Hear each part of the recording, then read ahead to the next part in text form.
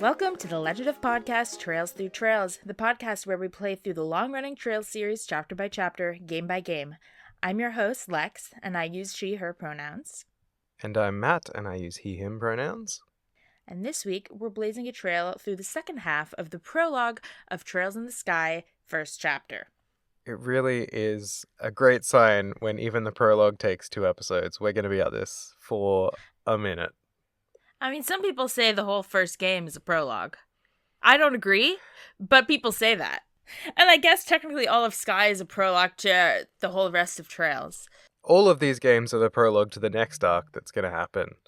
Anyway, this second half of the prologue was jam-packed, so we've got a lot to talk about. Oh yeah, it's meaty. It's meaty. I was going to do, what have we been up to, but it's literally been A day. 12 hours since we last spoke, so... I went to bed, Matt did daytime things, and then I got up, I did my day, and now we're recording again. It's been literally 24 hours since we started the last episode. I wrapped on recording the last episode, had lunch, went to the gym, and then sat down and played Xenoblade Chronicles X for an unreasonable amount of time. It's that filling out a map. It's the ding boy thing that Chase always talks about. Yeah. Chase or video game podtimism. Shout out. Yes, shout out. It's just ticking boxes and running around and things go bing when you do the thing. It's very good. And then I had some dinner and took a break from that and said, I'm going to play Trails. And I sat down and then immediately my brain said, it's time for bed. Go to sleep. You can't absorb a second world today, please. I have also been filling out a map because I did play some Civilization 6. I occasionally get into the zone and decide to just play. And a lot of that is restarting my map over and over until I find a starting place I like, and then playing until usually around the time that I filled out the map, I start to get, I found everything. Once I'm I've scouted out everything there, I get bored usually. But so I've been doing some of that. So a very different kind of filling out the map, but also still filling in my world map. I started trying out the Netherlands this time, so that was fun. But haven't really done that much else in the last 24 hours that I haven't reported on already. Imagine that. Well, in that case, should we just bite the bullet and dive straight into this video game? Yeah, video game. Let's do this thing! So, where we left off, as a reminder, Cassius, the dad of our dynamic duo, was called away to work for something that seems serious, but that he's not telling us the details of. And so he piled all his work onto his children. And where we pick back up, we are at the airport or landing port, seeing him off onto his airship, because we don't really have buses or taxis or any way except walking through trails full of monsters to get from place to place, but we do have airships. This is the airship Lind? I don't know. I guess we'll find out when the remake comes out how they pronounce it, but I'm just saying Lind. That's exciting. We're going to find out how right or wrong we are in but a short but few so months. Many things, yeah. I will say this airship, though, I love its chunky little design. It makes me think of Capsule Corp from Dragon Ball Z. Yeah. Big, round, squat machines. I love it. And there's so much animation of the ship as it sort of preps and takes off. It's clear they love airships. Oh, they do. And this is actually a funny thing throughout Trails is that there's usually a kind of technology that an arc is focused in on. So, for example, Cold Steel trains are a big deal. They have cars in Crossbell kind of thing. And often it's their whole animation budget went into this airship taking off, or these cars chasing each other down the street, or this really cool train. And I actually, I'm not being sarcastic. I love how they're all of our animation has to go into these mechanical transportation devices because they're really excited about them. And I think that's great. Yeah, for the most part, they're really exact about making the machines believable, which is interesting for a game that's about technology where everything's run by magic rocks that you find in the ground. Yeah, they love trains, they love other vehicles eventually. For now, you've got radios, you've got stopwatches that cast magic, you've got healing stations that just plug your pocket watch in and it rewinds it, I think is what we went with. That's what we said, yeah, the winding station. The airship, I really enjoy it. I'm sure we'll get to see it again. It's got a name. I was very impressed. Again, for such a small-scale game to begin with, it's really pouring the effort into making it distinct and unique at every turn. I won't say specifically about whether we'll see this airship again or not, but This game is called Trails in the Sky. Airships seem to be pretty on theme. And just as a fun detail, he's headed to Grand Sal, which is the capital city. They do say as he's leaving, they announce this is bound for Grand Sal. I love a capital city because the hometown, rural bumpkin land, I assume, in scale, if that's how much stuff's going on in a tiny nowhere town, I'm excited to see what the capital looks like someday. There's also, you can, when you look at the map of Liberl, which I can't remember if you got in this chapter or not, but soon you'll have access to it. Grand Sal is actually quite close to Rolent, the city. I did actually, when I was running around exploring, I actually made it down to the gate. There's checkpoints between each region, and I got to the checkpoint that borders on the capital city, but I couldn't go through it. Actually, I did the same because once I'd skidded out of town to the first available battle, dragged my corpse through it, and then run back to heal again enough times that I could confidently get through 2 battles in a row. I just sort of ran the gamut of the highways and stuff that you can explore at that stage, because I realized I'd missed some of the side quest stuff already at that point, so I was a lot more determined to test the limits of what I was able to get to. And it's like, Grand Sal, that's a whole other city. Can I get there? And then, the last minute, they're like, no, you need... Estelle basically is like, oh, dang, I forgot to bring my passport. Pretty much, which is funny because you need a passport to travel within the country, not just travel to other countries. It's funny because it's not like you're traveling into a different nation or a different, like, no, it's just other regions. It's just to go. It's like if I live in Toronto, and it's like if I was going to Ottawa, I needed to, or to Montreal, they were like, we need to bring you through customs first. It's a little odd, but they love a gate in Liberl. For the liberal country, they're very liberal about gating progress through their nation. So. I mean, in fairness, as we'll learn more about later in this section, in this prologue, they've had reason to tighten up national security in recent memory. I guess I can't be too harsh on them for that. But we'll get there soon. We'll get there within this episode. That's not some far off thing coming up. But for now, we're just at the airport seeing our dad off. Estelle has the option to ask him to bring her home a souvenir. And he's like, hey, this isn't for pleasure, it's for work. But I'll try. I'll think about it.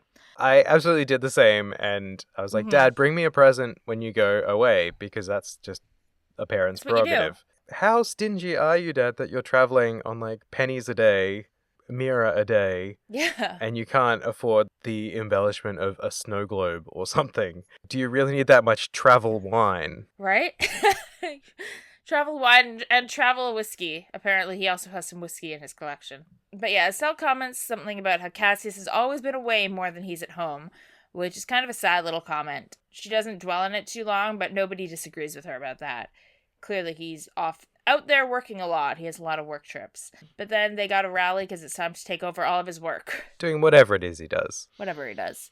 Shira is taking the harder jobs that Cassius left behind. I can't imagine what Cassius' schedule looks like. We had a full plate of work to do, and apparently this is just the easy shit, and he's also got like a whole slate of hard jobs that Shira has to do. What is his schedule? How is he going to fit all this stuff in? And why does his work run such a wide gamut, from odd jobs that a 16-year-old can do to stuff that only a hardened bracer can possibly achieve? Yeah. Who else is... There's one bracer that they keep mentioning... Ridge. That she's going to dump the work on. Is that guy just doing nothing? Yeah, I think he kind of slacks off. And then Ina is running the reception, so she's busy because she's got to deal with all the people who come in being like, I need help, I lost my shiny rock. Anyway, there's like 3 people who work there. It's a hard time. We head out of the airport because we got to go do all this work. I talked to the airport reception, whatever it is, guy again. He's got more gross comments. This time he's saying that some girl he saw is an 83 and they're off to a good start. I'm guessing he's scoring her on being hot, but like, why? Anyway. Yeah, it's either he's scoring her out of 100 or he has at least that many categorizations of types of women. I don't know which is worse. But as we get into, there's a funny note, as we get into, like, Rolent proper, the 2 kids we had to rescue yesterday are now running in giant circles around the town, and if you talk to them, which should be hard because they're running fast, they're pretending to be Cassius. They're playing bracers, and Luke, the troublemaking kid, I think, is pretending to be Cassius, and Pat is like, stop chasing me! I guess he's the monster that Cassius has to take out or something.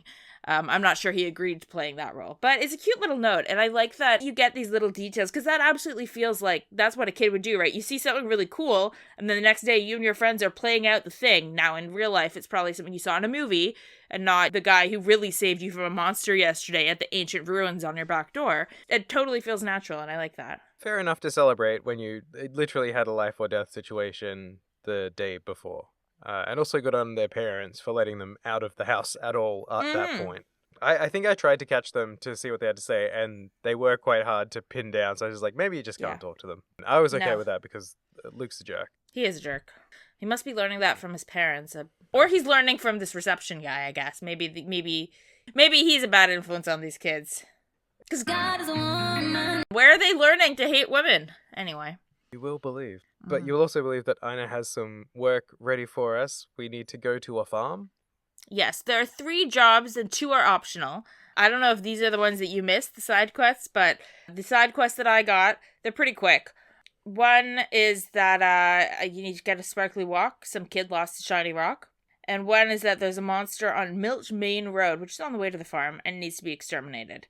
But the big quest that we have is we need to go to this farm where a friend of Joshua and Estelle's presumably from Sunday school, lives, because they have a monster issue. Oh, for the record, when people say Sunday school in this game, it's not like real world Christian Sunday school where you go and learn about the Bible.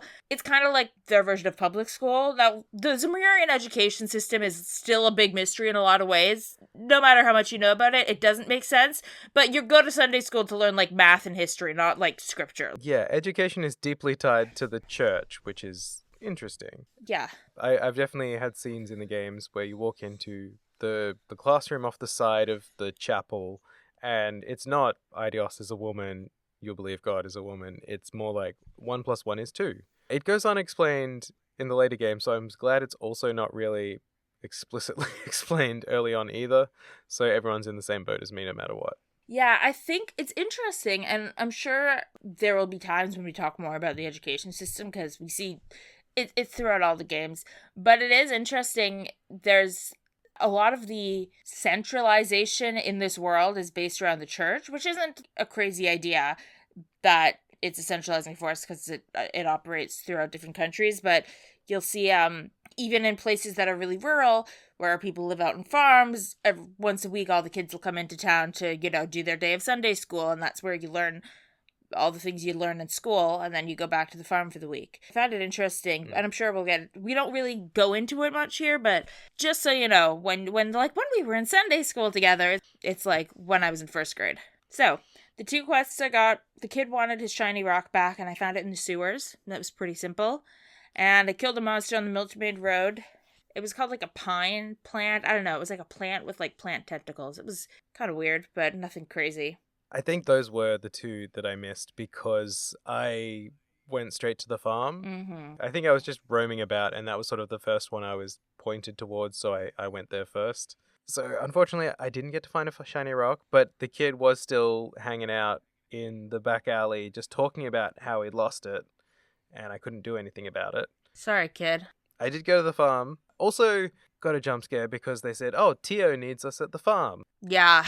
Oh, yeah. Knowing Teoh as a character in the future games, I was like, oh, is this... No, it's just for the first time in history, the same name has been used twice in an RPG. This comes up multiple times in these games where they'll clearly they were like, we really liked that name. We shouldn't have wasted it on a bit player, so they use it again.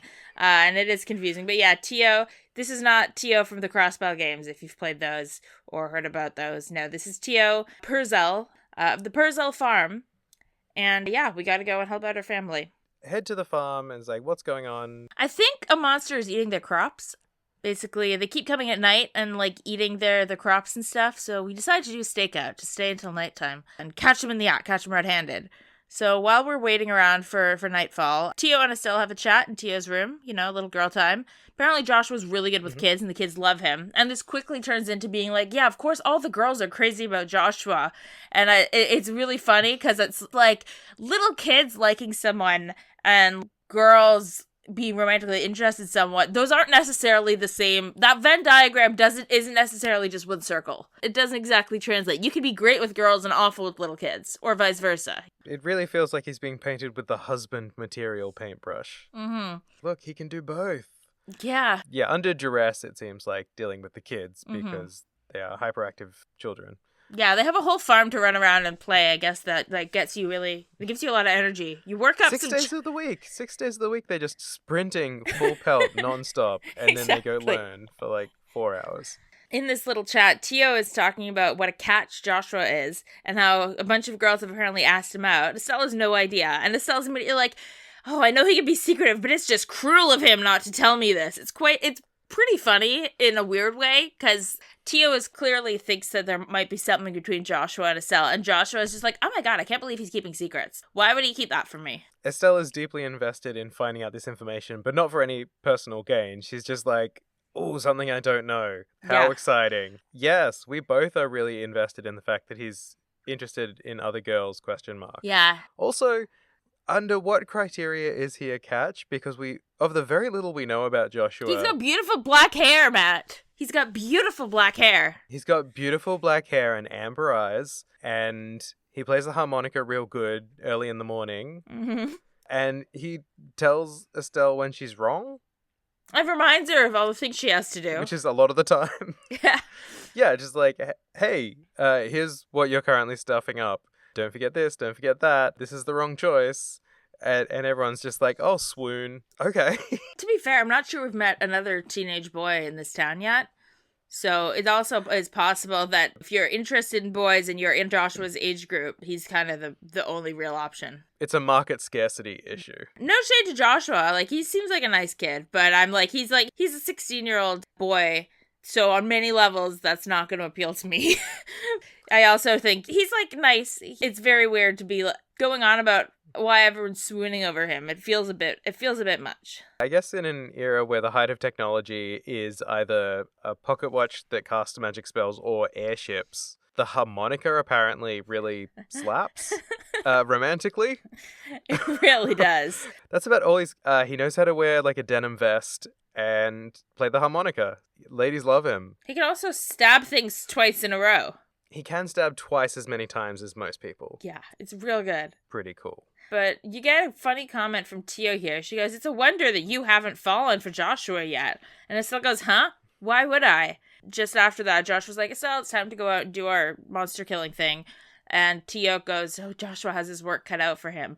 And I find it's very strange that this is the consensus around town, seemingly. They look at the Bright family, and their immediate thoughts is, yes, these adopted siblings are eventually going to get together. Yeah, it's an odd consensus.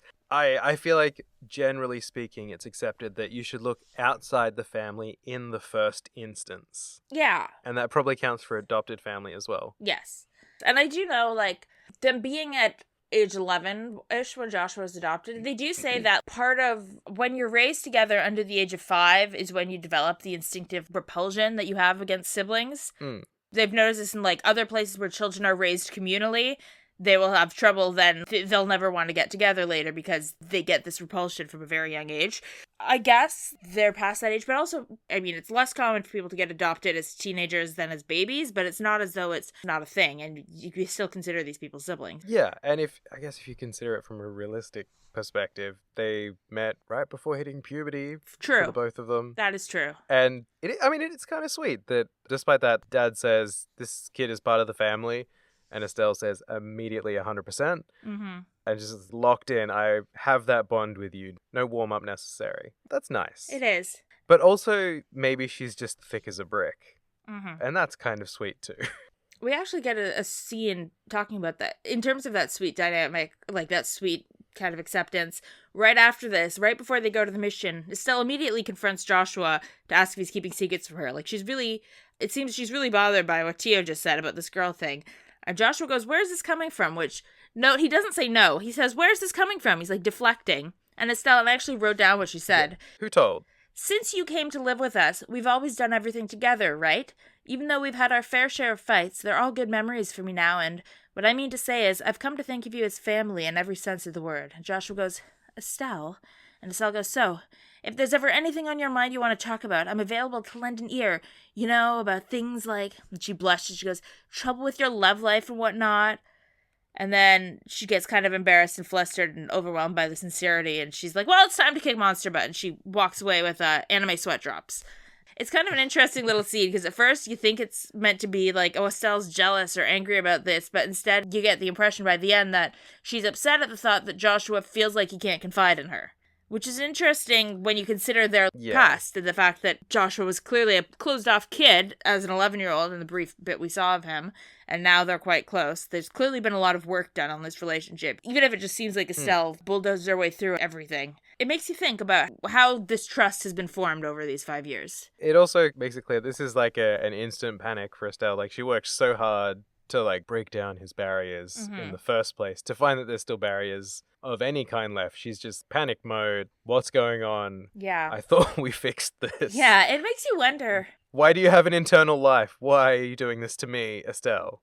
And it's interesting. But in a very sweet and... Yeah. Yeah. It's interesting, though, pairing that with the fact that Cassius is apparently away all the time and has been away all the time constantly, that these two, mixed with the fact they've done everything together, leads to the idea that they spent, basically, Estelle was alone with Joshua constantly.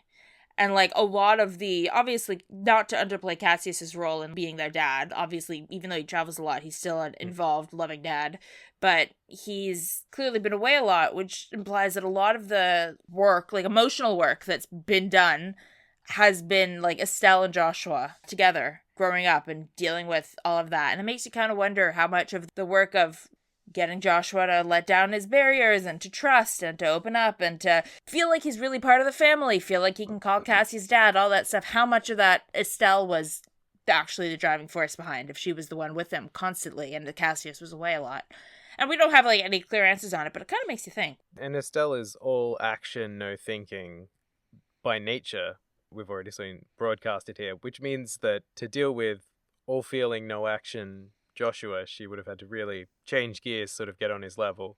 And you do kind of see a different way she interacts with him a lot of the time compared to others, or even just in front of other people. Yeah. It's like very locked in, checking in, all this kind of stuff. Like, it's great. Also, just to note, I love the little anime expression stuff on top of that. Yeah. It's a great shorthand for exactly kind of the tone of delivery, which I'm sure before this sort of second pass at the translation was even more helpful to just nail what you're meant to be reading into the scene. The writing is now strong enough, it doesn't need that, but it's just nice. It's nice to kind of have it reinforced, and it's a touch that it's very nostalgic for me, going back to the old RPGs that I played in my younger RPG days. Yeah, it is good. As Estelle wins away with those anime sweat drops, Joshua goes, ... secrets, huh? And it's like, okay, Joshua's mind clearly went somewhere else when Estelle first was like, do you keep secrets, Joshua? Clearly their minds were not both going to the girl's place. Yeah, I mean, only the night before he was talking without talking to his dad out on the porch while Dad was drinking wine again. Of course. They had a whole unsaid conversation about his deal and what is and isn't known and isn't resolved. Whereas Estelle's just like, are you smooching without telling me? Now it actually is mission time. We had that confrontation in the hallway when it was supposed to be mission time, but now it really is. And basically, we're going to sneak up on some monsters and take them out. We walk around looking to see where they are. We get some fun dialogue about how different regions have different stories they tell kids about, like, where babies come from. Because Estelle points out that, like, she learned that kids come from Cabbage Patch, right? Cabbage Patch Kids. That's what she was raised on, the Cabbage Patch Kids. That's not where Joshua was told babies come from. I think he says where, but I did not write that down. Or says what their story is. Delivered by an angel? Yeah, that's right. I think it was like a take on a stork, but it was that kind of version of folk story. Yeah. It was a kind of a cute little world-building concept. It is kind of nice when we know that this is basically a monotheistic world. Everyone's going to the same church, which runs the same education system, so we're all getting sort of the same info download as kids, but still there's like all the distinctness to the different regions and from us, so it's not just like, oh, this one has this country's thing. It's like, no, we know that, and also angels deliver babies. That's just regular. Saying stork is no better for sure, but it's just like, oh yeah, it's angels or it's the Cabbage Patch, the two options. One thing that keep in mind, but we see this going forward, is that while there is, it's not exactly monotheistic, because while the Septian Church has one god they worship, they're very open to people having like other gods or other spirits or animistic forces or whatever that they follow as well. It kind of makes me wonder, because I mean, when you think of Japan, right, they have Shinto and Buddhism and Taoism or whatever. People practice multiple faiths there, and it's all pretty respected. And I don't know whether it's a reflection of that we see in here, or they very deliberately decided that, like, yeah, people can have cultural traditions and the traditions of this central church and follow them all at the same time, and it's fine. You'll see people who are like, yeah, our region, also tends to the spirits of our ancestors, but we also worship the goddess or the wind or the fire spirits or something. It's fun, but we're totally off topic now, so we should probably continue with the monster mission. We've got to keep poking around some cabbages to make sure there's no monsters or babies to be found. Yeah, and we find some monsters, some baby monsters and a big monster. These are crop munchers, which is a name. That's what it says on the tin. It sounds kind of dirty in a weird way. We beat them up, and then we get a little scene where Estelle gets two dialogue choices, but they both lead to the fact that she doesn't want to kill the monsters. I guess they're cute. I think we've been killing monsters this whole time, but she doesn't want to kill these ones. And Josh was like, well, obviously we got to kill them. Like, that's how you deal with things. And then the Purcell family is like, no, I think they've learned their lesson. We can let them go. They'll be scared and they won't come back. Joshua... Yeah. I mean, you're the client, so if you say so, but are you sure? And they say sure. So they let the monsters go. They scurry away. Because it's so late, Joshua and Estelle kind of stay the night. And they have a conversation in the guest room that I love. I think this is such an interesting conversation. Basically, Joshua has this self-loathing that he reflects on. And this is kind of the first time we've really seen Joshua open up. He says he hates the fact that he didn't feel any compassion or desire to not kill them. And whereas Estelle and the Purcell family all felt some kind of compassion for these monsters. And Josh was like, even now I don't feel that. And I kind of hate myself for that. He says, it's at times like these that I really begin to loathe myself. It's almost as if there's something wrong with me as a person. Haha, maybe some part of my heart is broken or something. It's interesting because when I'm watching that scene, yeah, Joshua's being the practical one and everyone else is ridiculous, but actually Joshua, he admires the fact that there's this empathy and compassion of what you might consider weakness in all these other people who look at these little monsters and are like, oh, we don't have to kill them, because he doesn't feel that way and he hates himself for that. And Estelle immediately scolds him for saying this about himself. She says, you do not say that about yourself. Not in my house, even though it's someone else's house currently. She never wants to hear him say he's broken again. I spent the last 5 years with you. I know your strengths and weaknesses better than even you know them, and so don't you dare ever say that again. And Joshua apologizes. And then she accepts his apology, and she says that she was still happy to hear him say how he felt and confide in her. So this comes back to that conversation they had before fighting the monsters, that he opened up to her. And I wrote down more, too. She goes, your real problem, Joshua, is that you always try to keep your feelings locked up inside. Whenever you're troubled or worried, you just go around with this nonchalant look and try to fix everything by yourself. That's a little upsetting for someone who's supposed to be your family. And Joshua kind of gives a sad face, and she goes, Joshua, you were able to lay bare your own weakness today. You learned to trust in someone other than yourself, and for that, I'm happy.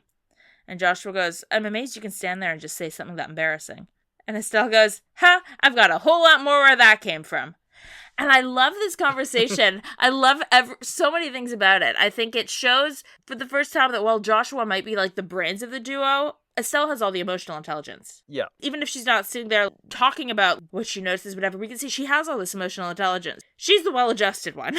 They really do counterbalance each other in a great way, just kind of across the board. He's the strategic thinker, she's the actor. He does short-range combat, she does long-range. He's strong in magic where she's not. She can start a conversation with strangers. He can make plans for when and where they're going to meet up next time. Yeah. They really work well as a team. Yeah, and it's interesting because not that relationships are like a contractual exchange, but we've seen what Joshua does for Estelle, right? We've seen he keeps her on track, he stays organized, he thinks things through. We've seen what he offers, and now this is when we're seeing what she offers him, what he gets. Again, it's not a contractual exchange, like, it's a relationship. People who love each other don't need to offer each other something or earn each other's loyalty. But we now see what it is that Estelle does for Joshua, why he is so loyal to her in this way. And when you think about the idea that they've kind of raised themselves half the time for like the last 5 years with their dad away all the time, it really gives an interesting insight into what this relationship is like. And also I love the note that Estelle is not at all embarrassed about the fact that Joshua just called her a dork for being too sincere. It's the absolute trust and comfort of the duo of them where she can say something entirely heartfelt, he can rip on her in the moment. She knows the truth of it and the love in it. And she's like, yeah, absolutely. And I will say the most heartfelt, ooey gooey crap every single time. And you know I've got him already. It's great. And to get so much character in just a mission where you had to not kill some monsters and still get paid for it, it's great. We're really locking in the characters early so we can understand them at a basic level and then start to challenge it. Already, good writing. Good character writing. It still even has the emotional intelligence here that she then ends the conversation here. She's like, anyway, we should go to bed. We're tired. And now I've said a lot of things and Joshua can't take... Joshua's at his limit for really heartfelt shit. I'm going to let him off the hook now. And Joshua does thank her. He doesn't say what it's for, but it's clearly for the sentiments she just expressed. And she says, you're welcome, and it's quite sweet, and they go to bed. It was understanding in a time before we had the term social battery. Yeah. I can see you're running on empty. Let's go to bed. Let's recharge. And then we all get some much needed sleep after this late night of monster not killing and Cabbage Patch Kids. And in the morning, we go back to the city, finally report in. I really hope we let somebody know that we were staying over at the farm, because we just kind of disappeared. I don't think they did. They just didn't go home and didn't check back in for work, and everyone seems fine with it. I guess they're legal adults in town, but they're still too young to drink, so they're not full legal adults, but they're old enough to have a full-time job. So I don't really know. Maybe child labor laws are different from drinking laws in Samaria. Nobody's really worried. I guess they figure that if something went wrong, Estelle would make it everyone else's problem, so everyone would know. They would be able to hear her shouting from miles away. For sure, yeah. Anyway, check in, get paid. Ina's like, well, you didn't do the job, but they're happy about it, so great. She has some kind of interesting dialogue. The mission of Eraser is to protect civilians, uphold justice, but there's a lot of ways we can protect people, and she says there's as many forms of justice as there are stars in the heavens, and part of being a bracer is being able to discern these things. And I'm like, there's a lot. She's like got some stuff. I like Ina a lot. She's got some interesting insights, but you get the idea that part of being a bracer, or maybe this is why they're only junior bracers, is you have to get the experience and perspective to be able to make judgment calls. And obviously, it won't always be about monsters, but you can imagine bracers end up in sticky situations where you have to make a judgment call. So maybe that's part of their training. And it's also starting a fine tradition in these Trails games of the receptionists just being some of the most breakout characters every time. If you want to work the front desk at a Bracers Guild, you better have personality on top of personality. You need to be memorable. You need to be the star of the show every time you're on the screen. Ina's a great place to start. I think she's serving that poetry. She is. I love it. About getting paid for not doing work, and what more could be celebrated. So, but anyway, she gives us our next mandatory quest. We have to transport something for the mayor, but first it's Sidequest time. We're good to go! So we, first there's some lights that need to be fixed. Lights on the road. And apparently the orbal lights, because everything is orbal, they also repel monsters, the ones on highways. So if one goes out, that means monsters are going to start coming onto the roads. Even though, like, when I'm on the roads, monsters are often in the middle of the road. If you're not a bracer, the monsters are steer clear so you can travel between towns and stuff. And if a light goes out, it's a problem. Yeah, it's like a series of bug zappers along the road, except instead of zapping bugs, they repel them, and instead of being electricity, they are magic. Yeah, pretty much. And that's just how it is. So we have to go out to, is it the 5th light? 5th or 6th, yeah, I don't remember. And they're very specific about telling you both that and the fact that you will need a code to unlock the thingo. Joshua memorized it immediately. Estelle's like, what? Meanwhile, I wrote it down on a scrap of paper because when I see any kind of code in an RPG, it's like, you're going to make me remember that. I'm fully expecting every single time individually having to scroll up and down to select each number. Maybe it has too many digits to try and trick me, and I will not be truck. Never. I will get it right. Good job. So we went off to do it, and you get, of course, ambushed by monsters there. You get to choose whether Estelle puts in the code or Joshua. And if you have Joshua do it, he just does it, and Estelle fights the monsters by herself. I think if you have Estelle do it, you might get extra BP. I was like, I don't care. You do. I felt strong and powerful from having written down a sequence of 5 numbers. So good job. I was like, absolutely, Estelle's going to do this. And I got her to jump in there. They didn't make me enter the code number by number, but they did give me a multiple choice. Fun. So, yeah, I do wish that I'd gotten to put in the code in full after I'd gone to all that effort to write it down and make a note. You're hoisted by your own JRPG petard. I was hoisted hard by my petard. And I still got to do it. I still got to do the fight as Joshua as well. And I got to do the code as Estelle, so that was nice. And I did get the bump in bonus BP Bracer points to help me level up at Bracer School. Mm-hmm. I think I actually got my first one after turning in this mission. I did too, but yeah, we got the course. Which is nice because I did miss a couple on the first day. Yeah. You know, you caught up. It's good. And I forgot to do that. And then after I decided not to load my save to do it again. I couldn't be bothered. I did some grinding. I didn't want to do it again. The other mission we had there was to train some soldiers who basically up these checkpoints we mentioned at the gates. They love gates. The checkpoints, because the borough's pretty peaceful, the soldiers at these gates never really see combat. So they're all kind of sloppy. So we have to go beat them up for a bit, which is fun. Yeah, they just say, hey soldiers, fight these teens. Yeah. I actually ran across this mission by accident because before properly checking the board, I'd just been running around. This was when I was running up and down the roads to see where I could go. And I got to the gates, so these gates are always so complex. So many rooms and nooks and crannies and ups and downs. So there was a lot of people to talk to. I was running around just having a chat to as many people as I could find. I did run into a guy, I believe, in like the, what do you call it? The kitchen, but for army? Yeah. The mess. Mess. Who's just says, there's this new pop-up organization in the Royal City made up entirely of people who love to fish. Yes. I'm kind of interested in what type of organization it is too, since I also love to fish. And I was like, well, I think based on reasoning, you can probably tell that it's about fishing. Mm-hmm. What was your name? Warrant Officer Graves. Yeah. It's a good thing it's not the Deductive Reasoning Club because I don't think he would get in. You would not. But yeah, I came across this mission without having to check it on the board at all. I love that. They're just like, hey, do you want to fight some soldiers? And I said, no. And then I saved my game. And then I said, yes. I love it. I've learned quickly that this combat will rock you early and hard. So I didn't want to just assume that this was a mission I was meant to be ready to take on yet. Yeah, I think actually it's fair to say that the beginning of the game was the hardest part just because you only have 2 party members. This is true of most Trails games, that in a weird way, just because the beginning of a game you have less crafts and usually you start with like only 1 or 2 party members and then it gets fleshed out.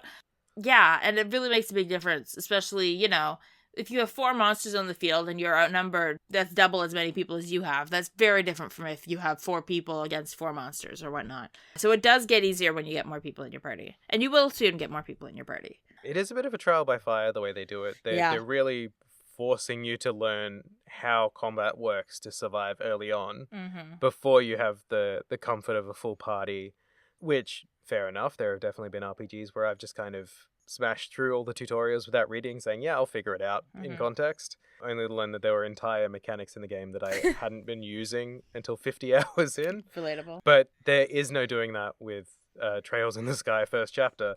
You will learn, you will demonstrate your learnings, and that is how you will survive. Just like the characters, you are still being tested and learning in Bracer School. Very that. Just like them. This is part of Bracer School, learning combat. And the very first learning gate in being a junior bracer at 16 is to fight the military. You fight the military, and honestly, they go down fairly easy. Yeah, you just it's beat not their asses. that tough of a fight. Yeah, no, their guns are like... Doesn't say much about the state of the military for LaBelle. But yeah, that's what happens at that gate. We go back into town. It's not time to go through it yet. We get to Orvid the Mushroom Man, who I love. He's a weirdo. Yes. He asks us to go find a rare mushroom. He doesn't tell us that the mushroom glows in a way that attracts monsters. Because there's a weird thing where the orbital lights repel monsters, but the sepith that the orbits are all made of attracts monsters, and I'm not sure why, but whatever. It's like a magnet attunement thing. I guess so. So we get ambushed the second we find the mushroom. And Estella is pretty mad that he didn't let on, and she kind of reams him out for it, which is understandable. He did make it sound like it was just a chill mushroom picking mission. But, I mean, he also starts the whole conversation about the mission just talking out loud to himself in front of a signpost saying, I hate these goddamn bracers who are coming to help do this job for me. I bet they suck. I've pre-decided.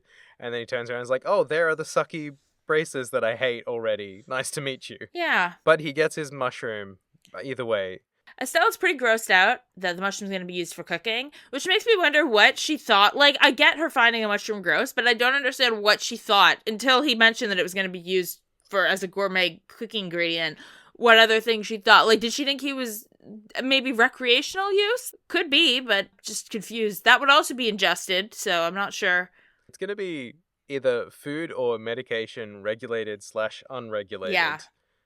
I don't think there's many other things you can do with mushrooms generally. No. Though Estelle doesn't really know her way around the kitchen very well, so maybe there's just a whole sets of ingredients in food that she has not yet processed into her little brain. This is true. But Orvid tries to school her on gourmet cooking. She's not taking it. And he says one of the greatest lines in video games ever. He says, "On behalf of this mushroom, I shall turn a blind eye to your ignorance. And I want to start all my conversations with, on behalf of this mushroom." He's a lot, this man. He is. Orvid. I'm glad he's due to get on an airship and fly away because I don't want to have to talk to him again. He's just kind of a hassle the whole time you're dealing with him in various different ways. And he leaves an impression just like a scar. I hope he enjoys whatever. I think he's going to visit a chef or some sort of cooking convention or some sort of... He's like going to a place with other people who will appreciate the mushroom, unlike us buffoons. It's the rarest mushroom, which makes it the best ingredient. Is it, though? I don't know. Is it edible? Is it good? Because sometimes things that are more expensive are worse. Yeah. And sometimes things that are rare are also not edible. But he's going to find out with his professional chef. He is. We got paid either way. Cha-ching. Cha-ching. Then I ran around town for a bit here, and I had some notes on the things I discovered. Because before going to the mayor, yesterday when I had children to rescue, I went to see the mayor instead. But today, when the mayor wants to see me, I'm going to play hard to get. So there's a clock tower in town. There's a plaque on it that says it was destroyed during the 100 Days War when the Empire bombarded Rolent. And if you know the dates, this is 10 years ago. Like, it shows 1192, and that was 10 years ago. And it was rebuilt about 5 years ago. I go into the clock tower, I go to climb the ladder. Estelle, instead of just climbing the ladder, she makes a sad face and then asks Joshua if he wants to climb the tower. And they go up, and there's no follow-up on this exchange at this point. I also talked to a snobby merchant who was saying she came here, but this rural town sucks. But then she mentions Calvard. And Estelle goes, "Calvard sounds familiar. Yes. Is that a store?" It's the neighboring country, Estelle. It is the neighboring country. She got so close. Obviously excited to hear Calvard because that's where the current Daybreak arc of games are set. Also interesting knowing a few years in the future how different the world is, that at this point in history, I guess what Calvard is famous for is wooden carvings. I don't know why that's what this woman thinks. I think she might be a scam artist of some kind. Is wooden carvings the go-to souvenir from Calvard at this stage in time? I don't think so. Or is she just completely off base? I don't think it's the thing. I mean, there might be some, like, they have art, but Calvard is like a really diverse country before we've seen it. So I think there's meant to be like a lot of cool, depending on where you go in Calvard, you could find a lot of really cool regional different souvenirs. And I don't think I've ever heard of wooden handicrafts. Then again, this is also like a pre-information age world at this stage where there's not a lot of direct lines of communications country to country. It's kind of a period of time, much like the 1990s, where you could just show up in a place and say, this is the specialty of other place, and people would just believe you. Oh my gosh. This, unfortunately, is a true thing about Australian history. One of our big souvenir things was coin purses made out of kangaroo testicle sacks. Oh my god. Yeah. Wow. And you'd find those at the souvenir stores next to the clip-on koalas. And because there was no internet, we'd say, yeah, this is the classic Australian souvenir, and we would sell that to people. That's just who we are as a country. So maybe she's Australian. Maybe Calvard is Australia. Oh, no. Oh, no. It's also France and the US, so it's a lot of places. And China, ? Who knows? Who knows? It's a melting pot. It's New York. Yeah, it is. No, in Canada, as far as I know, we didn't lie to people about our specialty, but when my parents were growing up, at least, apparently during the middle of summer, Americans would often drive up across Canada. This is before Pre 9/11, you didn't need a passport to cross the border between Canada and America. Times were very different then in general. But so people would come up and they would have their skis strapped to the top of the car, and they'd get out of the car and they'd be like, what the hell? Like, where's all the snow in the middle of summer? Because they thought that as soon as they crossed the border into Canada, it would be winter and they could have a skiing vacation. But at least they knew what Canada was. They didn't think it was a store. So they were ahead of Estelle. Man, this girl, how does she get through the day? Oh, Joshua, that's You how. gotta wonder if some of it is shit she just says to rear on Joshua. The secret storyline here is that Estelle just is incredibly smart and just messing with everyone constantly. Meanwhile, last night at the farm, Joshua basically confessed to being a sociopath. Yeah. But they're very nice to each other. Siblings. Yeah, it's a good time. And then the other thing I did running around town, well, I did a couple things, but the other big thing I did, I went to church. And I saw Father Divine again. And he had more to say this time. He actually gave me a whole spiel. Oh. Yeah, I got a whole spiel. He said, "The greater the light, the darker the shadow becomes. When one's soul is touched by a blinding light, it becomes conscious of the darkness within and embraces a contrite spirit, especially those who are tormented by the sins of the past." And then Joshua closed his eyes and said, ... looking very angsty. And then Father Divine goes, "However, through this ordeal, one can understand the pain and suffering of others and reach a greater plane of insight. What's important for the individual is preparing for the future and deciding what one wants to do." And Estelle says, "Listening to Father Divine always makes my brain hurt." I think Father Divine was trying to teach, at the very least, Joshua empathy in this moment. Yeah, or I guess rather that even if you're haunted by something, you can use that to, like, channel it to being a good person and, like, being more empathetic and understanding as opposed to just, like, being tormented by it all. I don't know what he's got angst about, but clearly Joshua's got angst. Okay, I do know what he has angst about. But, like, we don't know. He's clearly angsting. But Father Divine is on it with these custom spiels for every person. He's serving sermon, yas, God, des. Slaying. Slay, etc. I didn't go back to see Father Divine. It's exciting to know that he's got so much to say, and that at least one of our protagonists are listening. Yeah. I mean, clearly Estelle was listening. That's what made her brain hurt. She tried. She didn't get the whole way through, but... She got something. I also checked out the inn, and a few times now we've seen this girl with, like, bluish purplish hair. She's wearing a school uniform. She has a portrait, so she's clearly a person. But the thing I noticed was the innkeeper is like, "Oh my god, there's a girl from Jenna's Academy here. It's so exciting. It's such a prestigious school. It's a high school. Why is the innkeeper so excited that a girl from a fancy high school is staying at his hotel?" Like, it's not like, oh, a girl from a noble family or anything. It's not, oh, a celebrity. She goes to a fancy school. She also was chatting with Divine in the church at one point. Which means she's also a teen who's, I guess, staying in a hotel by herself. I think we're going to learn a bit about that very soon. But it's very prestigious to have a high schooler at your establishment. Well, everyone goes to Sunday school. If you go somewhere other than Sunday school, it's a big deal. I went to the mayor. Did you do anything else before going to the mayor? Because I've dominated this. I mean, mostly I was just running around the map. I explored the gate, like I said. I found the man who's just almost figured out that there's a fishing club starting. Yeah. And also, I noted that all the guards were mostly complaining about their jobs. In all these games that I've played so far, I don't think I've ever heard a guard who's happy about their job at a gate. Yeah, no. It just seems to be like an industry standard that you have to be like, man, standing at this gate sucks. I upgraded my weapons and stuff because I will not get gaudy in this game again. I probably will, but I'm going to try real hard. I picked up the nasty ingredient from the mushroom hunt as well, and then it was time to see what the mayor wants. And the mayor wants us to go get a big sparkly jewel. He wants a big rock from the big rock factory. Yes. Which is the Malgamine. We go to the Malgamines. We gotta go. Let's move out! Now, I've been pretty close because when I went off-roading to grind, I got pretty close, but I didn't go in. So I'm excited to go check out the mine.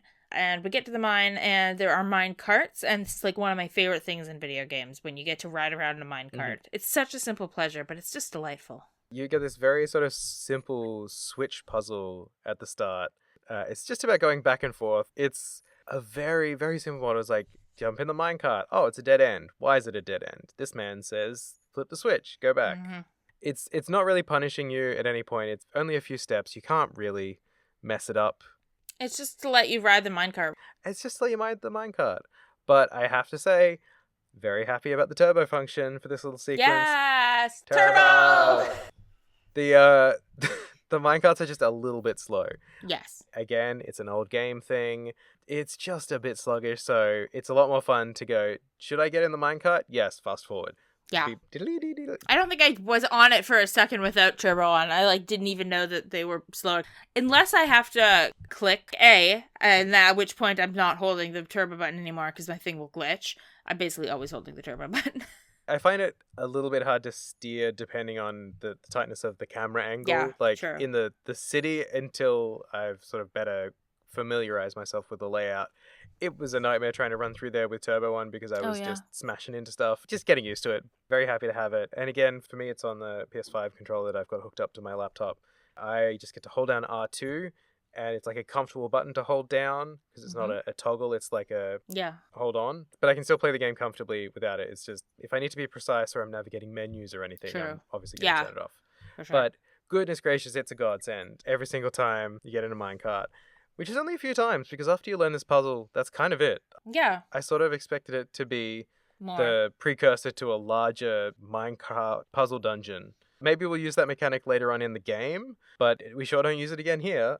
I do not remember, genuinely. I just like a minecart. I feel like that kind of hitting dead ends, turning around, flipping switches could get pretty old pretty fast if you have to do it on a larger scale or for too long. So it's probably best that it's just a little snack and a amuse-bouche of minecarts. I like that, an amuse-bouche of minecarts. But then we get into the mine finally after our 4 to 6 minecart rides. Yeah. It's time to pick up the big sparkly gem, which will probably go off without a hitch. Well, we have to find the guy who has the gem, so that's part of the whole running back and forth. We find him, though, eventually. Then, earthquake. Well, something goes wrong. There was a cave-in of some kind in the mine. Rumble, rumble. Which he knows just instinctively without moving from the spot he's standing. Mm-hmm. Just at the end of a random mine shaft. He's like, that definitely felt like a cave-in type of rumble. Yeah. It's possible that there's monsters around, because it's possible that the cave-in opened up a path for the monsters. And Joshua is like, I can smell that there's monsters in the cave. And I'm like, why can you smell them? What do they smell like? How good is your schnoot? It's pretty good. So we have to go around and basically we have to go kill the killer crabs that are menacing all these miners and collect them so the miners can evacuate. One of the miners just runs away immediately. He's new on the job. He's like, ah! And he's like, wait, your bracers? And he's ah! And he runs away. Everybody else stays until the rest of the gang evacuates. We do get a weird little clip of that same guy who ran away being sus after the mine. He's like, oof, that was a bracer. Damn. And then he goes on. Probably doesn't mean anything. That's nothing. We managed to evacuate everyone and get things sorted out, and then we can get our sparkly jewel. Estelle is so happy about the sparkly jewel, man. It is properly sparkly. They haven't physically rendered the gem, but you do get a sparkle effect. Estelle, over the moon, she's like, this rock sparkly as fuck. Just starts running in circles with the gem. She does. She's just like, it's so fun. And I purposely left it running on that animation for just a minute or two while I was leaving notes, because she's having a nice time. I'm just going to catch up on my notes about this game. It's great. And Joshua's just standing up to the side going, are you done? Don't drop it. You keep forgetting we're at work. Yeah, they do mention that this is the septium ore that gets made into quartz. This is a really big concentrated piece, and it's called Esmelas. Where have we heard that name before? Ugh. My goodness, it's almost as though there was a tower of that hue and name. It's almost like that. Now, Estelle does not lose the jewel in that the evacuation. I think we said that in the wrong order. She got the jewel before the cave-in. And she pretends that she's lost it, but she's just tricking them, which does kind of lead credence to the theory that sometimes she's just messing with Joshua by pretending to be dumb. She's like, oh no, where did the jewel go? And they're like, oh my god, Estelle. And she's like, it's right here, you dummies. Either she's a secret, unfocused genius, or she's just a very self-aware, ditzy person who's happy to play it up. Exactly. Both is delightful, and Yes. I'm excited to find out which way it leans moment to moment with this Moment woman. to moment. So now that we've evacuated the mines and we have our sparkly jewel, we can take it to the mayor. We get to meet the school uniform girl for real. She's also hanging out with the mayor. And apparently, there's the reason that she's staying at a hotel by herself is that she's doing part of a program of the school. They do I'm going to call it field studies. They go research a subject, and she's researching, doing a research project and staying in town for a few days to research something. Her name's Gisette. Mayor Klaus refers to Janus Academy as a higher education, And that's just like interesting to me because I'm always noticing Royal Academy. Royal Academy, my apologies, Royal Academy, because it's like 16-year-olds. So I guess general school curriculum ends around 16 maybe. It's not necessarily consistent. And then if you go to school outside of church, it's higher education. That is interesting because obviously they became braces at 16, which means it's Yes. an option of school or get your forever job. I guess that's why going to high school is so prestigious. I guess. Because not as many people get to do it. It's like going to university back before it was kind of expected for everyone to go to university. Which not everyone does, obviously, but it was back when most people just finished high school and then went to work, and going to university was more of a rare thing. I guess it's like that, but with high school. Which isn't crazy to me. Like, my grandmother was the first person in her family to go to high school. Not just the first woman, but the first person. And she had to go live with another family as a live-in nanny in another town in order to go to high school because she lived on a really rural farm. So kind of think of that. Yeah, whereas this is the Royal Academy. This is pretty fancy. I guess being a high schooler at the Janus Royal Academy is enough to get you an appointment with the mayor of some town. Yeah. I mean, mayor class is just nice like that, I guess. I actually had a screenshot I took from the game. I can't remember if it was about talking to her or about getting a big gem, but yes, it's part of my duties as a mayor. Not as the mayor, it's just A mayor. my duties as a mayor. This is just standard for all mayors to accept appointments from high schoolers because they got into high school. Yeah. And also, it's my job to get a big rock. Yeah, he does clarify a bit that this is going to be the present from Rolent to the Queen for her 60th birthday, which we mentioned in the last episode. The newspaper's all about this 60th birthday.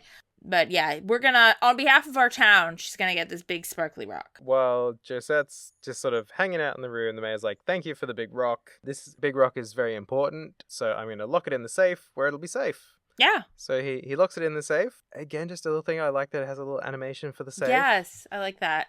It's not just a blink from like an open sprite to a closed sprite, which would be fully acceptable in a game of this age. And of this budget. But yeah, lock up Big Rock, it's safe, all good, job done. And then everyone kind of leaves, including Gisette. She's like, all right, I gotta go now too. And so we gotta go find our next job. Also, now I did a lost cat quest, which is kind of a staple of the series. People lose their cat a lot. And basically the way this went is that Estelle keeps scaring the cat by trying to catch it. And eventually corners it in the church. And Joshua finally gets the cat to actually not run away, because Joshua, I guess, is better with cats. I mean, Estelle does seem like a dog person. Very dog person energy. And I say that as a dog person myself, but she definitely has. I can see that. I like cats, though, and they like me better than Estelle, because they don't run into church when they see me. As a cat person myself, I can understand why the approach of running full pelt at the animal was not going to work with a cat. No. Whereas Joshua just stopping for a second and being like, hey, come over here. At that point, any cat will be like, yeah, for sure. That's all it took. That's why they work so well together. They can solve dog problems and cat problems. Exactly. And as it turns out, every time that Estelle ran full pelt at the cat was trying to go back to its owner, and Estelle scared it away. So I find that a funny little note. But the lady is still as glad to get the cat, even if it was also partially our fault that it took so long. And then she starts flirting really weirdly with Joshua. Estelle calls her out. It's like, why are you flirting with someone way too young? It's just a weird touch, because on one hand, it's fun that Estelle is like, you're creepy, but on the other hand, why did they need to make her be creepy to Joshua in the first place? I actually made a specific note about this, because this moment happens 3 times in rapid succession. Yeah. Around this point in the game. This was the second one I actually encountered, but I did have it noted down as, Ida, do not sexualize that child. Mm-hmm. People are weird about Joshua. And at first, like, we were just talking with Teoh, who was saying, yeah, all the girls love Joshua. And I figure they're talking about girls his age who are reasonable. And then I guess all the adult women like Joshua too, which is a lot less chill. Black hair and amber eyes should not be that much of an aphrodisiac. No, you all gotta calm down. Everyone needs to calm down about Joshua. But then we get our next job, which is the escort mission. It's time to go work for the news. We support the free press around here. We're running a bodyguard gig for the Ace reporter and his photographer for the Libelle News that I had disclosed to me actually earlier in the prologue by the general store owner in Renon General Goods. When I got the newspaper, it was telling me, oh yeah, everyone knows about the star reporter and the star photographer who works with him at the Libelle News. That's just common knowledge. Everyone knows. Newspaper celebrity is not something I've really encountered in my lifetime, but maybe it was a thing. I mean, there are famous reporters now. It's just we have TV now. And so maybe people followed print reporting more closely, or print reporters more closely when they didn't have television reporters. Obviously, there's a lot of journalists that I like, and I read a lot of journalism. It's not that they aren't renowned, but it doesn't tend to be your water cooler conversation, you know? It's not a universal consensus by the public. It feels very like an inside baseball kind of thing. It's not something that everyone would just automatically know. But I did say it was like, oh, this is going to be the star reporter and the star photographer that I heard about yesterday at the newsagent. And then you walk in and... He's a dick. He's a dick. Yeah, you have to go get him at the bar, which is always, a bit of a red flag that you have to go pick up your client from the bar because the red flag isn't always justified, but it always raises a red flag. They're like, no, we got to get a man from a bar. Talk to him at the bar. He's got a limp cigarette in his mouth in all of his headshot art. He starts off being referred to as unshaven man. So they're really not doing him any favors at this stage. Just is immediately like, you're the braces? You're not hot enough to Estelle. It turns out that he specifically requested Cassius, not just because Cassius is good, but because he wanted to, write about Cassius or be able to make a story about Cassius, it looks like. He's also weird to Estelle specifically about her not being enough of a girl or something along those lines. Like, you're not wearing a skirt. And she's like, I am wearing a skirt, though. What are you talking about? It's very strange. And she's like, also, why does it matter? And she makes a point of saying, these are shorts that are made to look like a skirt. Can't you tell? You should treat me like a lady. And then the screenshot I took was him saying, what do you mean, lady? There's nothing sexy about you in that outfit. It's so weird. He says to this 16-year-old girl teen child. Yeah. Who has a big stick also. My first note was, don't sexualize that child, unshaven man. Immediately followed for me by, also don't sexualize that other child, Ida. Yeah. Because I walked outside and started the kitten mission immediately after having this conversation. So they actually tag along on the mission and have little comments on the quest as well. How about that? It's very little. He just makes a comment and is like, don't waste our time or something. Because I brought them along on this and a couple of other side quests that I guess you could have done beforehand as well. Yeah. It's nice that they're involved instead of just doing the normal thing where they stop existing until after the cutscene for these kind of games. They've covered all things. I wasn't excited to bring him along, but it's like, you know what? You talk bad to my girl, my sweet baby girl, and you have to run around chasing a kitten with me first. We also pick up the photographer who's at the ornament store. She has run out of money to get her camera fixed because she bought all the cute things she saw. Niall is the journalist and Dorothy is the photographer. And Dorothy makes Estelle look like her heads have never seen a cloud.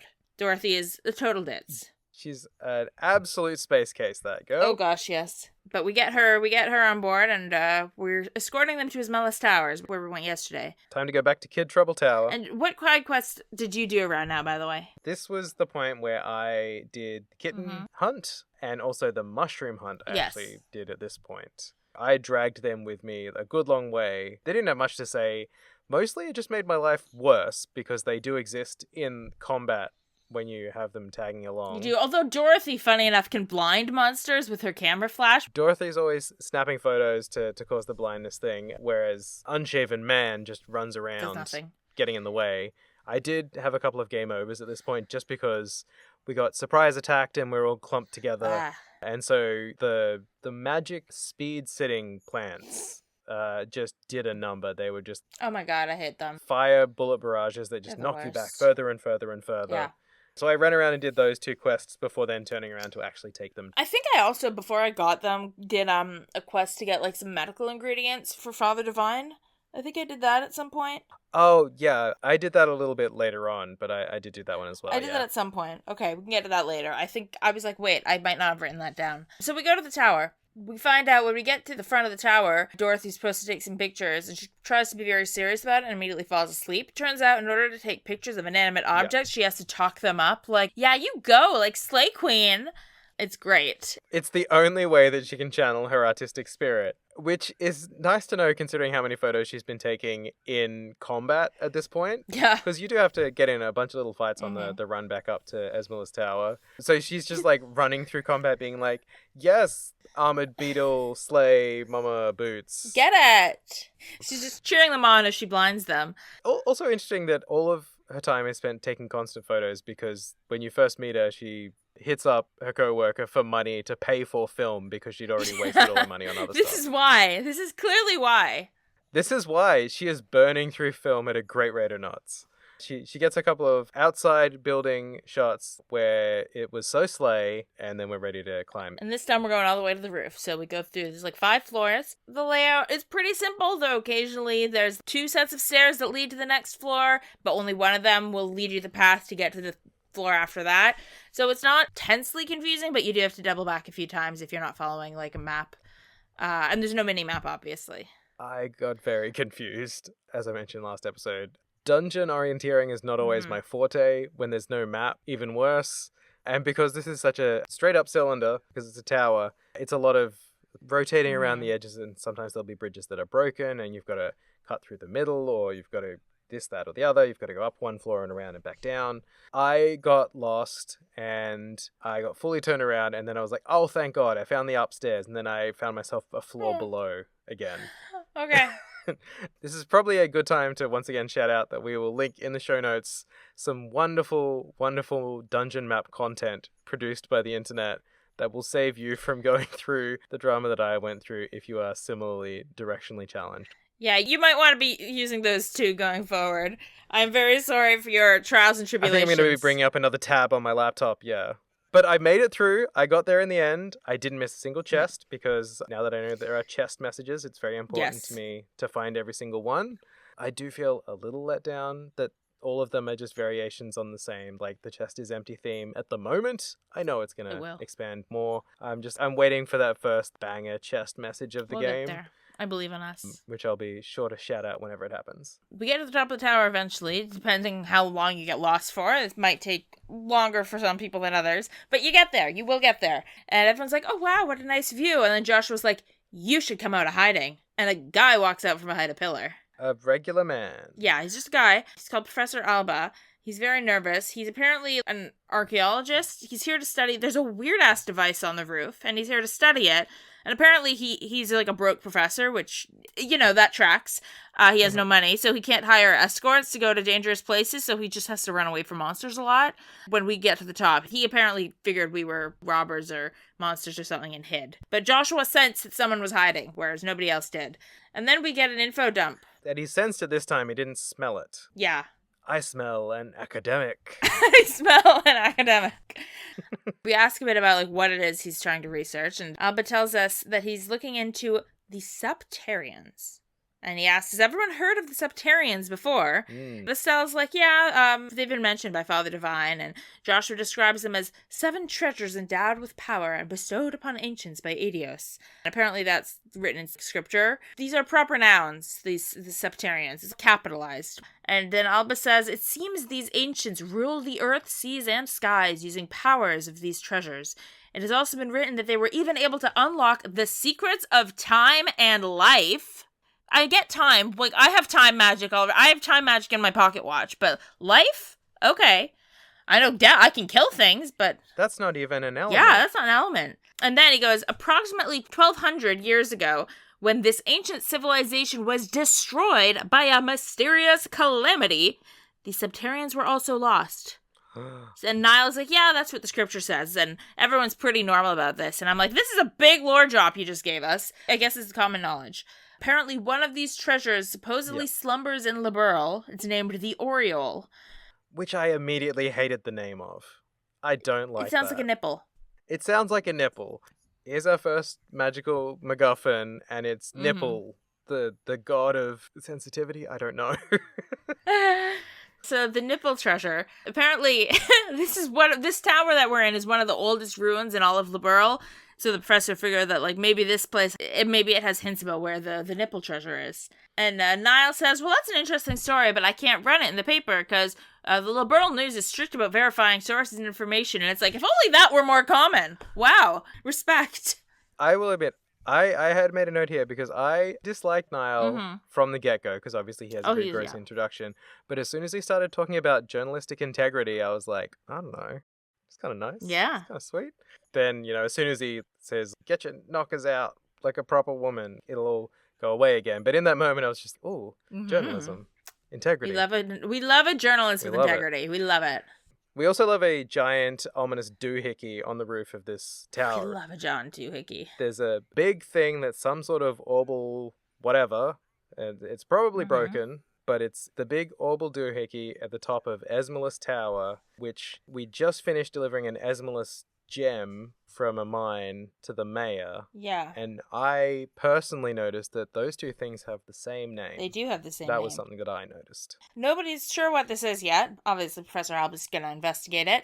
Yeah. Everyone decides to take a breather while Dorothy takes some pictures, and you get a chance to walk around and talk to everybody. If you go talk to Joshua, Joshua says he's been feeling woozy since he came up to the roof. He's not sure why. Sal's like, I don't think it's because there wasn't air in the tower. I think that's not, and you're not afraid of heights. So no, not really sure why, but he's like, I'll be okay. I just need a minute. Go talk to everyone else. Dorothy explains how photo quartz work. Like with real cameras, I immediately forget how it works, but it's a kind of quartz that makes the photo happen.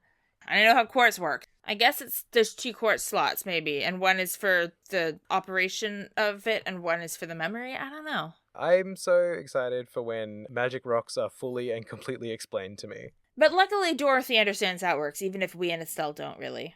Estelle's impressed that Dorothy knows how it works. She's like, wow, you really are a professional. You know the tools of the trade. I talked to Niall next. I saved Professor Alba for last because I figured there might be lore with Professor Alba.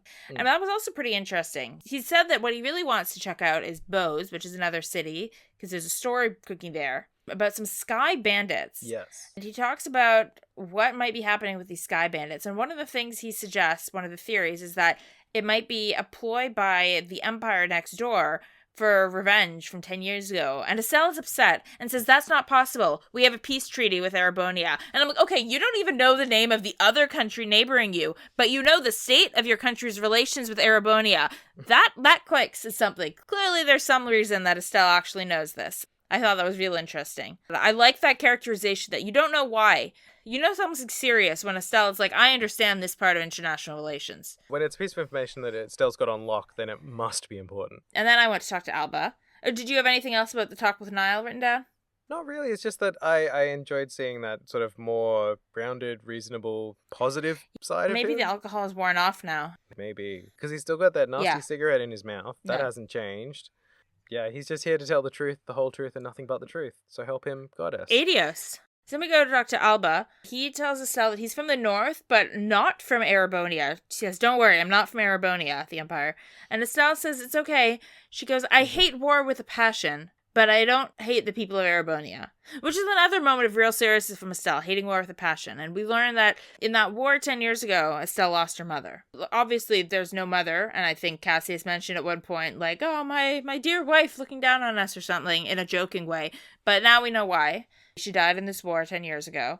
She also comments that Joshua's like a little brother to her, but that he tries to act like an older brother, which is just a weird thing, given that they're clearly setting up a tension that's not sibling-like between them. And then she says, I'm not even sure why I'm telling you so much. I wouldn't usually tell people all this. I was like, well, isn't it nice to, have nice connections with people? Because then we get information about these characters, and that's great. So I can't complain.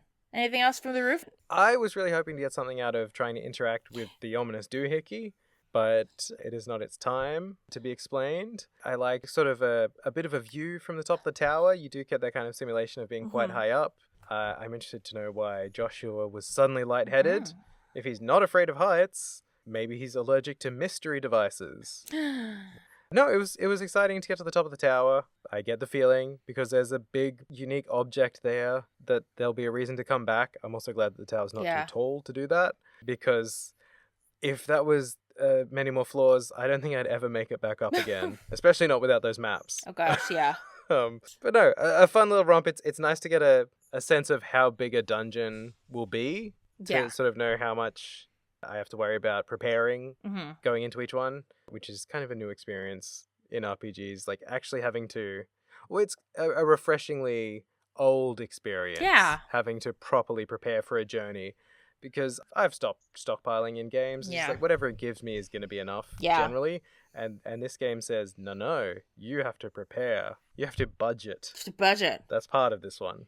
We've gotten our coverage at the top of the tower, we've got some more photos, and it's time to descend. So we go back to the city. It's time to report. We get a cute little reflection scene from Estelle and Joshua after they part ways with Dorothy and Niall, basically just reflecting on what it means to be bracers and the different kinds of work. And it's just like an interesting little tidbit where this is part of what being a bracer is, because there's a lot of different facets to it. So then we go to the guild.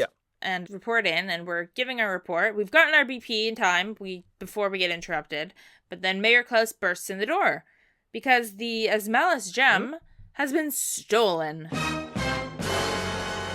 It got stole. Could not have seen that coming. Who would have thought? They showed it going into the safe, so obviously it was safe. Yeah, but it didn't just get stolen. Like, they had a house robbery, like his wife and maid were tied up in the attic. Like, it was dramatic. Tied up in the attic, which is also a thing that they gloss over very quickly. That's traumatizing. They were assaulted and tied up in the attic. They're fine, though. Yeah. Anyway, this big rock is gone. Yeah. Not caring at all about the trauma that his wife and employee have gone through.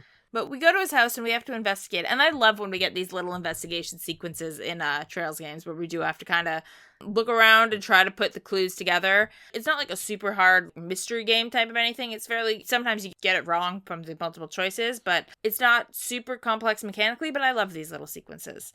Yeah, it's great. There's a bunch of stuff to go around, interact with in the various rooms of the house. Some of them are relevant, others are not. Mm-hmm. It's not just a case of, like, I need to go look at the 3 things it tells me to look at. You actually need to have a minor think about it. Yeah. And then, you get the challenge questions at the end, which is another spot to earn bonus BP if you get it all right, which I did because I'm Sherlock Holmes. Exactly. And I So read am the I. information that it gave me. And it turns out that it was probably someone who recently visited. Well, and it was Sky Bandits, we think, because they came in from the second floor. They didn't break in through the front door. They clearly were able to get right to the second floor. And apparently Sky Bandits are like a common type of bandit if you have an airship, which is a very cool name. I'll admit I did not flag that. I saw the thing where the grappling hook marks on the post, and I assumed they just walked up on the ground and climbed up to the second floor. That didn't even occur to me. Because the door was locked. But you're probably right. It is probably they anchored the sky ship and just hovered over it. Not a very conspicuous robbery. Yeah, and it's daytime. It's not like it was the middle of the night. It's the same day. The mayor's house is about 20 meters from town center. It's not exactly out of the way. We also find in the attic like a leaf that Estelle holds on to. A weird little leaf. I love that energy. They're going around, it's like, yes, there's marks on the balcony. The door did remain locked. There's no sign of forced entry. And then from upstairs, you just hear Estelle go, I found a leaf! I love it.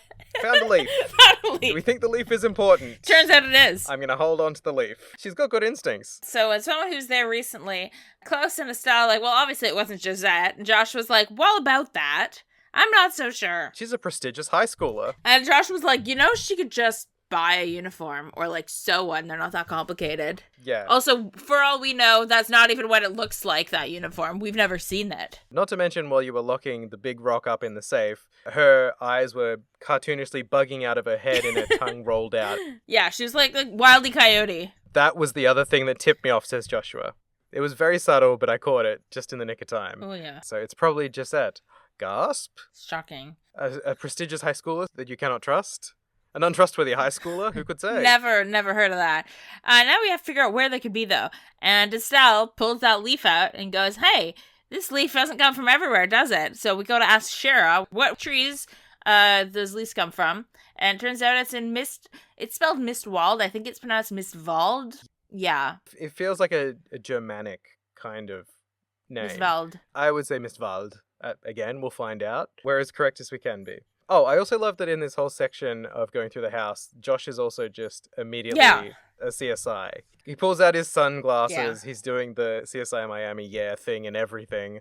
Immediately, they started off this job by saying, is it really okay for us to do an investigation of a crime scene? It's our second day of work. They're like, absolutely. And he's like, great, okay.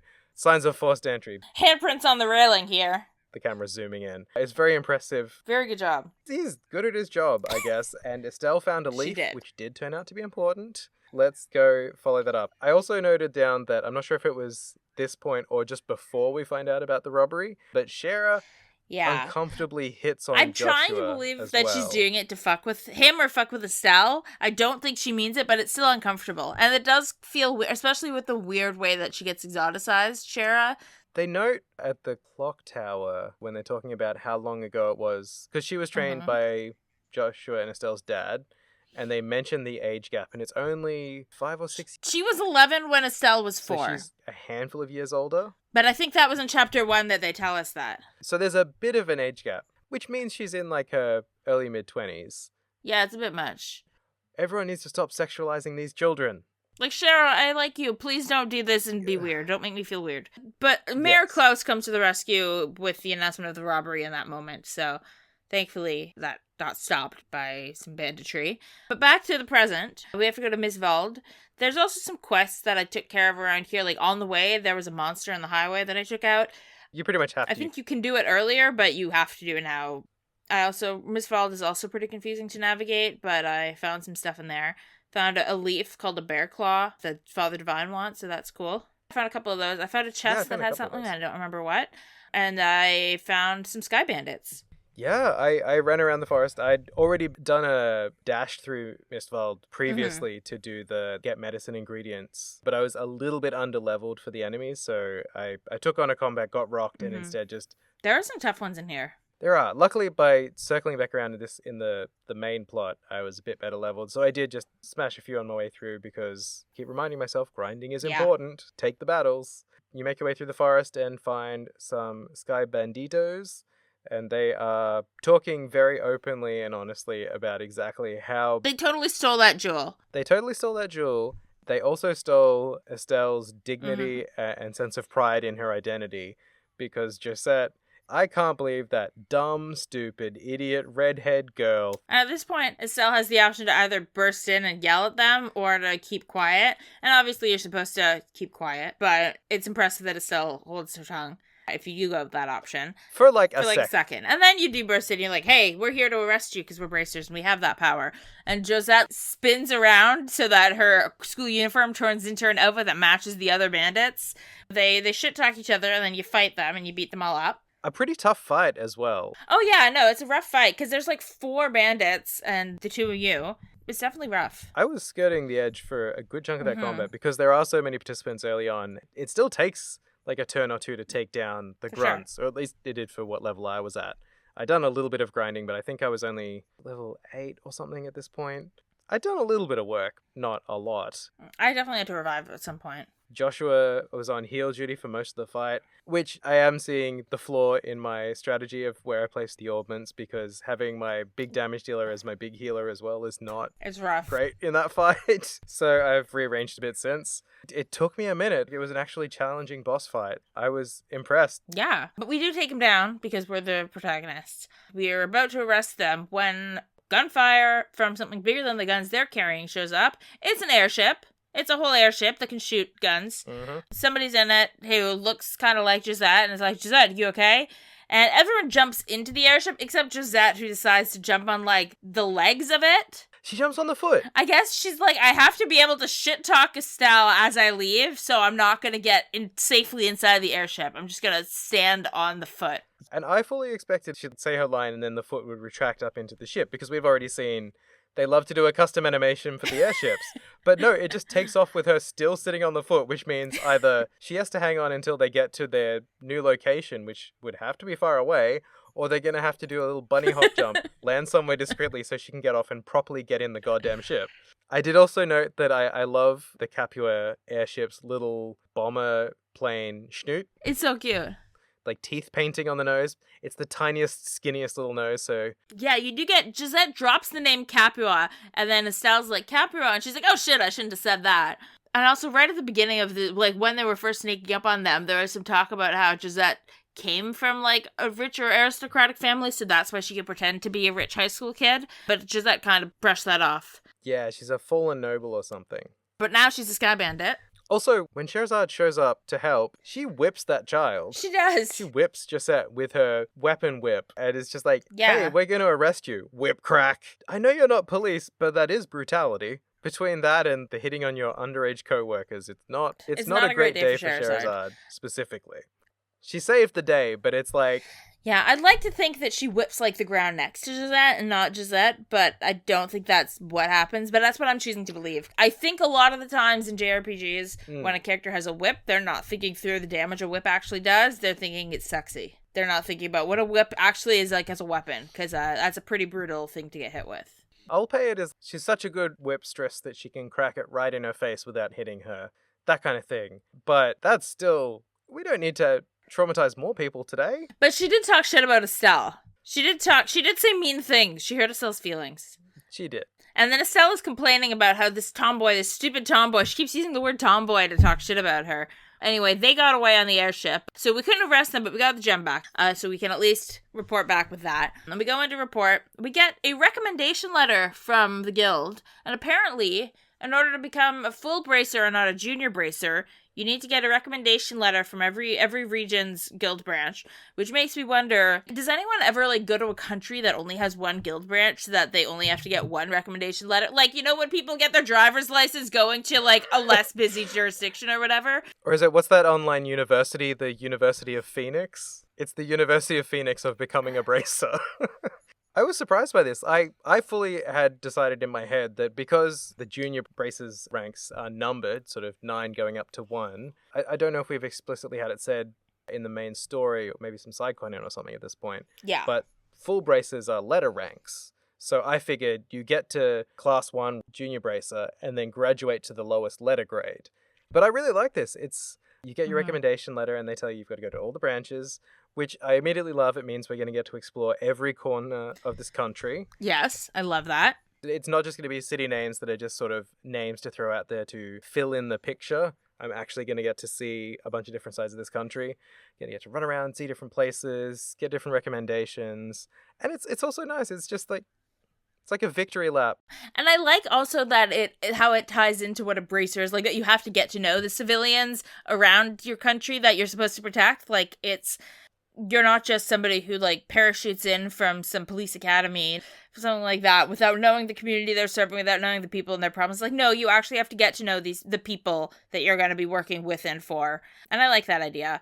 So you're gonna have to go around to all these places. I think the junior bracer ranks, I think in practice is a really more mechanical thing, like you get an award for. I don't think that those are actually, like, I think you can not make it to the top rank, but if you get all your recommendation letters, you'd still go and become a full bracer.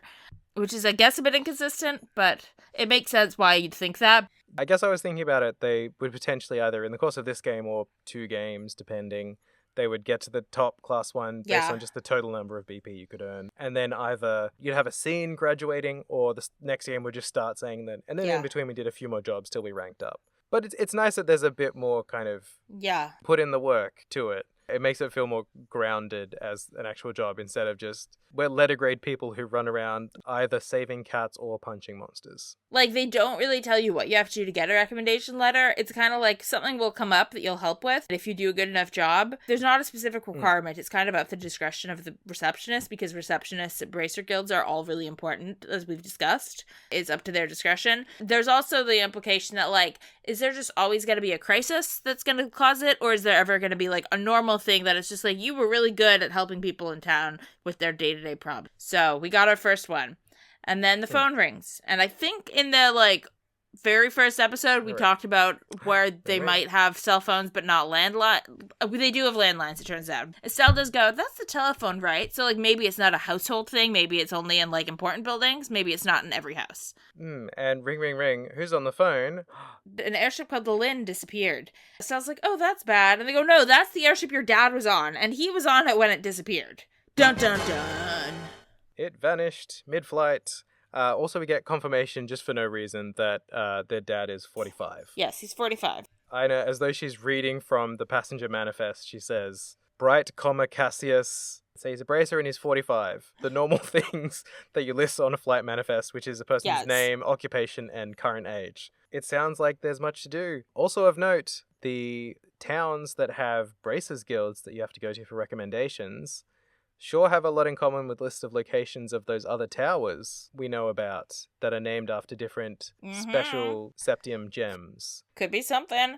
But that's the cliffhanger we end on. And that's the end of the prologue. That is officially the end of the prologue, which is titled A Father's Love, A New Beginning. Yeah.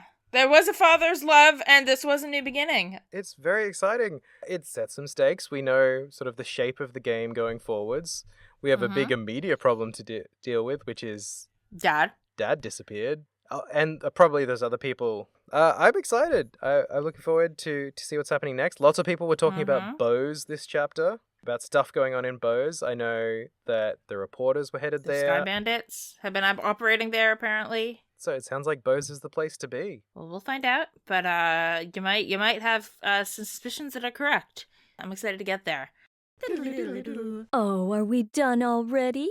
For everyone listening who's playing along, our next checkpoint, and I'm going to speak about this in vague terms, but I'm clear, you're going to get to check out an airship at one point, and then there's going to be some cutscenes. When you finally regain control after those cutscenes, we're going to save there, and that'll be our checkpoint for half-ish through Chapter 1.